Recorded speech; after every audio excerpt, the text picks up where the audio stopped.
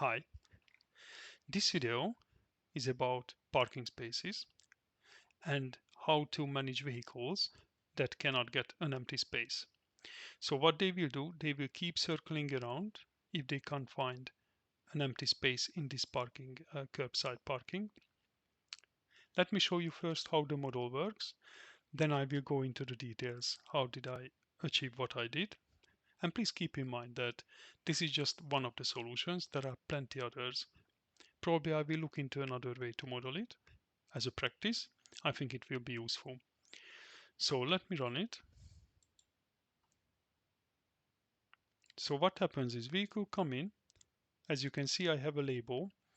So I save in the name, in the vehicle name attribute, the oh, it is not here. So I save into the vehicle name attribute their status and what is happening with them, so it's easy to follow. So they are not in yet, then arrive to before decision, then they are counted in, and they got a car parking space. The same happens, they all three got a parking space. So this parking space has 3 spaces available for parking before decision, but there is no space left, so it is going around. It goes there and this one goes into that loop. And they will come back and we start the decision again. And this can be maybe at an airport drop-off or some kind of drop-off space or all kinds of. So now they are going out, and the ones that come in, this one was already inside the parking when they left. So before decision, and now it's counted in and got a parking space. Let me switch up this conflict because it's quite annoying. Got parking space, and also this one that didn't have before, now got a parking space. So they can park. Now these ones who came around, they don't have, so they are going around again. And when they finish parking, they will leave the model. Let's just wait a few seconds. So now these ones who got parking space counted out, so they are leaving the model. So how it works? So it works with um, attribute modification. That is the main feature. It doesn't have web. It doesn't have code COM interface. So the way I do it, I set up user-defined attributes. I use vehicle attribute modifications or decisions, and the attribute modifications. I have previous videos on the modifications, how to use them, and also about the user-defined attributes, vehicle attribute decisions. Probably you are better to watch those first to understand the subtleties of them and the basics. In this one, I will just focus on what to use or how to use them. There are a key issue with this model and these kind of problems is that these attributes, they're not all for the same object. So as you can see, there is an object type of vehicle in network, and there is also object type of zones. And also I might use different objects as well. So we will need to be smart about that. So let's see of the two user-defined attributes. First, I have a status.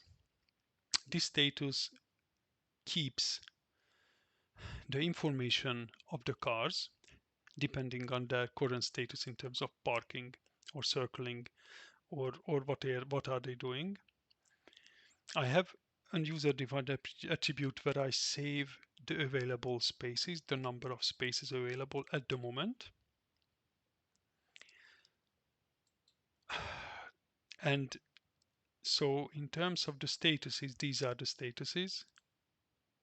Just entered, before decision, counted in, got parking, did not get parking, done parking and count it out. And then I have vehicle attributes decisions. Two. One is here,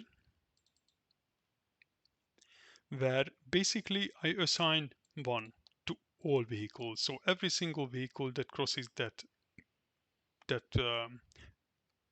point, that location, the target attribute is status, and I update the status to 1. By default,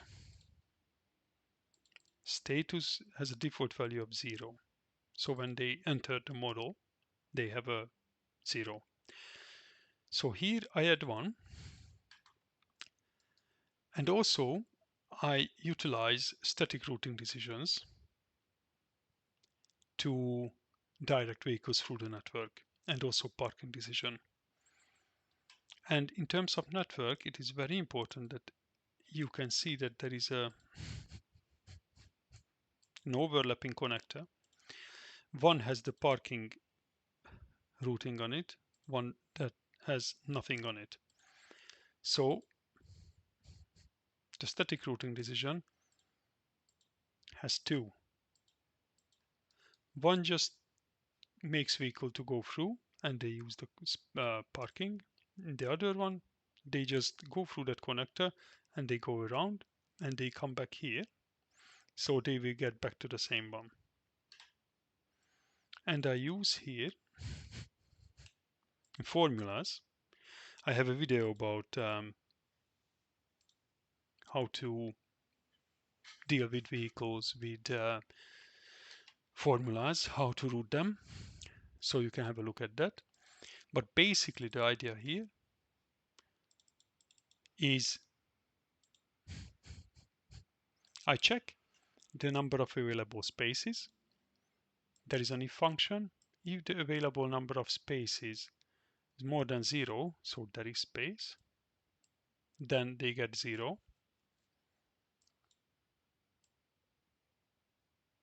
If not, they get 1.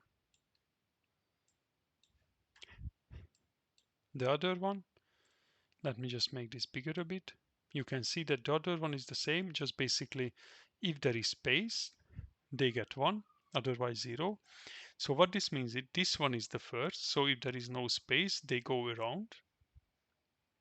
If there is space, vehicles are directed onto the connector that has the parking routing. So that's out of the way. Let's go to the modifications. So here, first there is an initialization. This runs before the simulation. I could just put here 3, manually type in because I know there are 3 spaces. But this one, if I make it longer, and there will be more spaces available, the model wouldn't break. So here, the object type is zone, because if you remember, my user-defined attribute is set to zones. The reason I set it to zones is key to this model, because zone is available through vehicles as well and from parking routing as well. I will show you. So basically, the attribute I create within zones can be accessed through both ways when I do the attribute modifications. So let's go back here. So what I do, I just use table lookup. The previous video in this series is about table lookup, so please have a look. So I have a parking lot.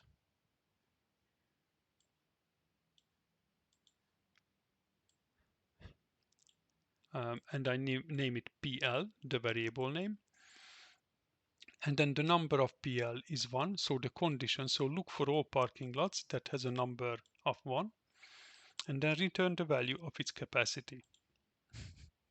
And so if you click on this car park, you can see the capacity is 3. If you change it, it increases to 4. And if you click here, select capacity, attribute shows capacity, so that's the name you need to use, refer to, because sometimes like the attribute name here you see is the long name, but you need to use this one. Okay, so now I have the capacity in avail space attribute. Avail space again is the user defined attribute I created. I use this avail space to count always how many spaces are available. So when a vehicle goes to park, I reduce it. When a vehicle leaves the car park, I increase it. Then, as you can see, I go by step here. So I count vehicles in here. So this is the object type is vehicles in network. And here it's the target attribute. As you can see, this is the trick. So it is within not vehicles in network, within the vehicles in network, you go all the way down, you select static vehicle routes,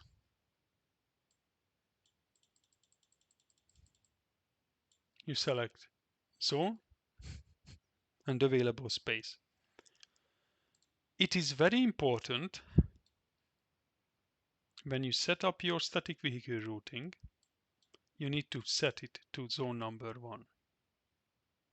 You need to set a zone here. You can't see this attribute by default, so you need to add it in order to edit it. Okay, otherwise Vissim will crash without telling you why. Okay, so what we do, the target attribute is available space. Static vehicle routes, vehicle routing decision, zone, available space. Then here I use an object filter. I make sure that vehicles, these vehicles in network, the status is 1 and the um, vehicle routing static number is 2. So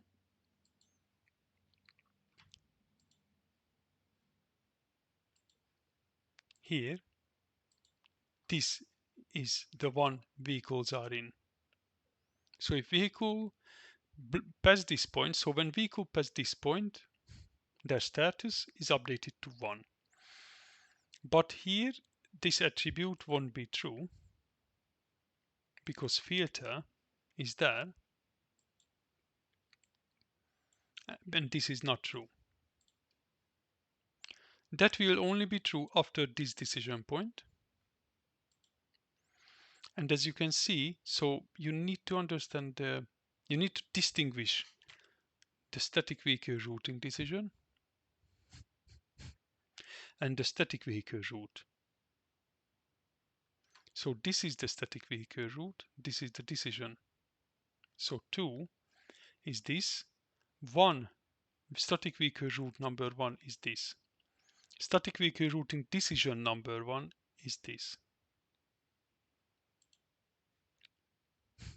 So I use vehicle routing static 2. So this one. Okay.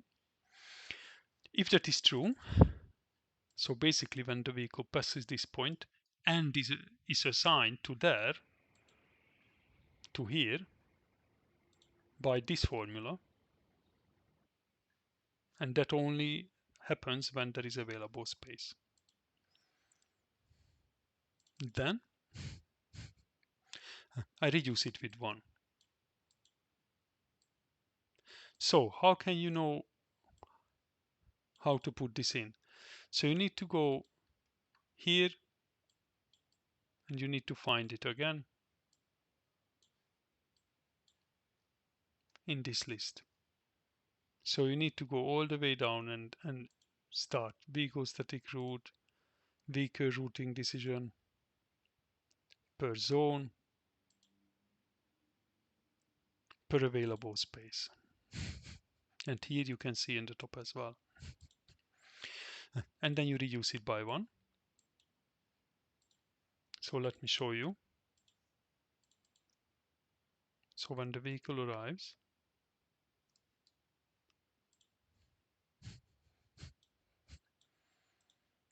you can see it's not in yet. The status is 0 and it doesn't have any routing.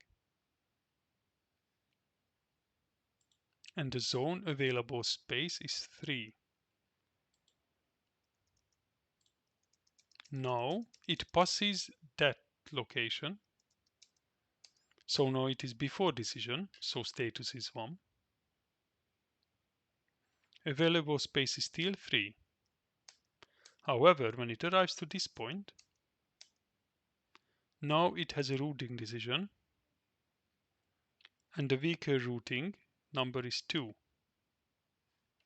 So now it is counted in. Status is 2 because I do it after, so I will come to that in a sec. And it will take that, and it will take this one. Okay, so let's go to number 3, attribute modification. So once we could pass that point, we could pass this point, got parking assigned. In the next step, update the vehicle status from 1. As you can see here, if status is 1 and the static vehicle route and the vehicle routing decision number is 1. So that means once they pass this point, but regardless if they go up here or come down there, they will be they will have a new status of 2. So that 2 will mean they are basically dealt with.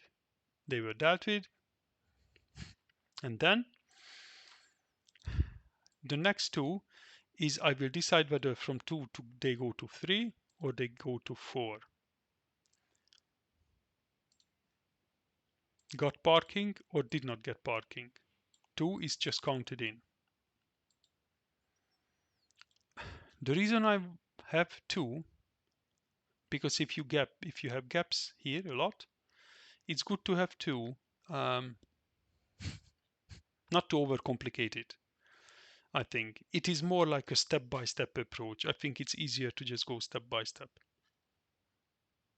So what do I do? When I go to 3, I have an object filter.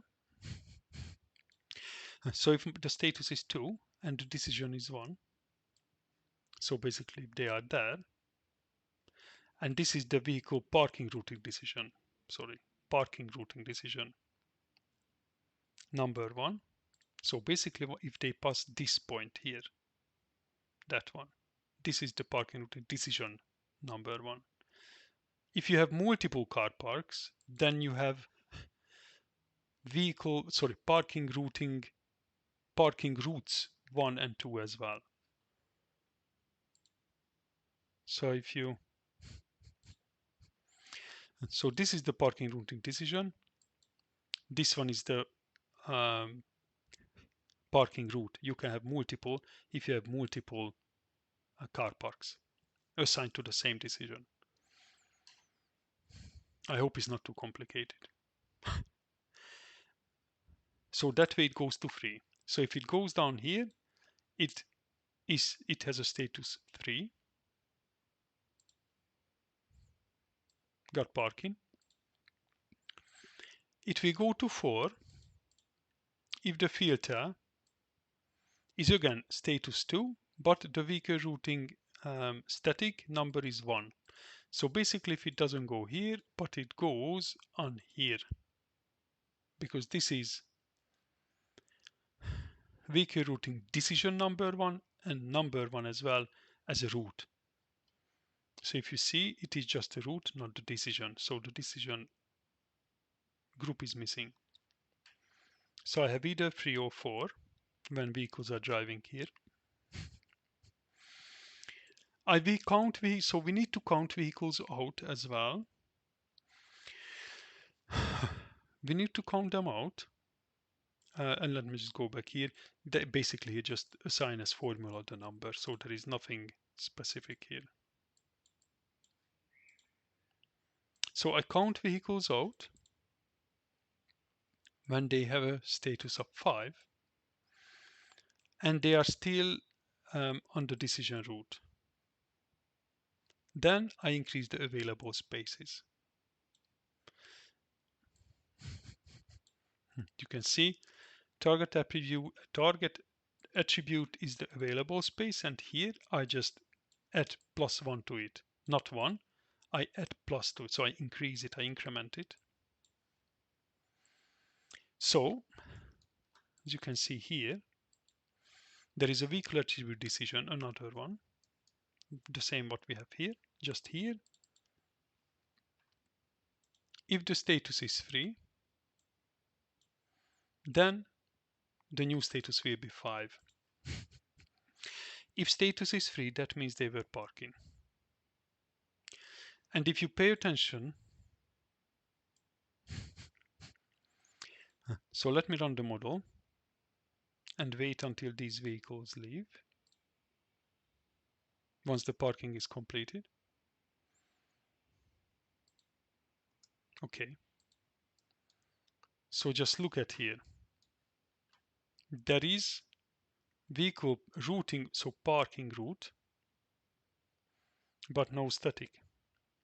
But every static, so every parking route has to be included within a static route. So the static route is this, and the parking route is this. So it is within the static route. So once the parking maneuver is over, Vissim will assign the static route back where it left from. So let me go step by step. Not yet. Here, not yet, but it will pass the attribute decision. So it will go from 3 to 5.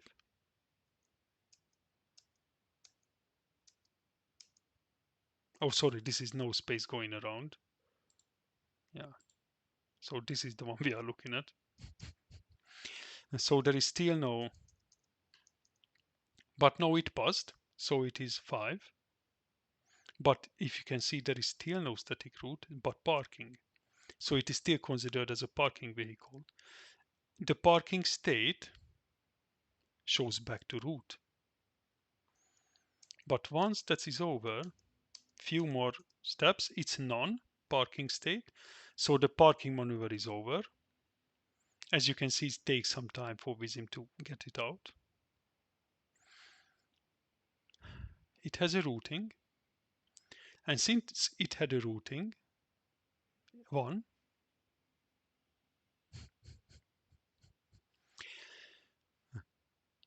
this is true, so it is counted out. So status is 6. As you can see, after counting out, immediately in the same step, I increase the status to 6, from 5 to 6, if it is back on the decision. So here, basically I have the same condition to do 2 tasks. These 2. The 2 tasks is, I count the vehicle out from the parking. So here, I increase the available parking spaces and also change the status to 6. Again, this status change is just for visual to help you understand the model, what is happening. And now it goes away. The same happens. You see done parking,